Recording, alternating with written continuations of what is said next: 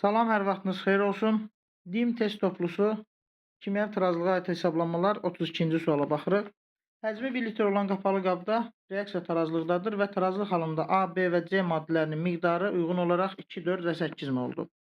O zaman biz tarazlıq sabitinin düsturuna əsasən tarazlıq sabitini hesablayaq. Deməli, C-nin qatılığı, yəni 8 bölünsün A vurulsun B-nin qatılığı. Bu da bərabərdir 1-ə.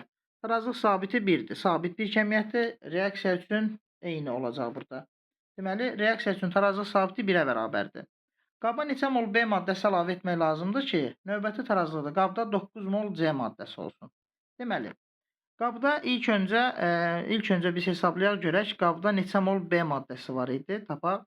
Deməli, tarazlıq qatılığı əgər 2, 4 və 8-dirsə, deməli, başlanğıc, tarazlıq və sərf olunan 2, 4 və 8-dirsə, deməli, C-nin bilirik ki, məhsulun alınan miqdarı 8-dir. Əgər məhsul 8 mol alınırsa, deməli, B də 8 mol, A da 8 mol reaksiyaya daxil olmuşdur. Başlanğıc qatılıqları hesablayırıq. 10 mol A eləyir, 12 mol da B maddəsidir. Deməli, bizə deyir ki, qaba neçə mol B maddəsi əlavə etməliyik. Deməli, A maddəsi əlavə etməyəcəyik. Reaksiyanın növbəti hissəsində, yəni daha doğrusu 9 mol C maddəsi olması üçün 10 mol A maddəsi başlanğıcda var. Dəyişmirik. C maddəsi 9 mol tarazlıqdırsa 9 mol da alınan miqdarıdır. O zaman B 9 mol reaksiya sərf olunub, A da 9 mol. Biz A-nın tarazlıq qatılığını 1 mol tapmış oluruq.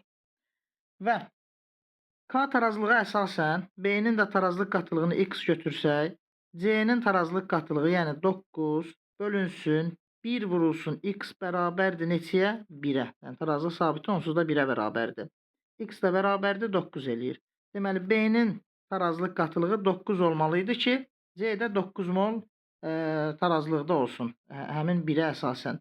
Bu zaman B-nin başlanğıcını biz 18 hesablamış oluruq.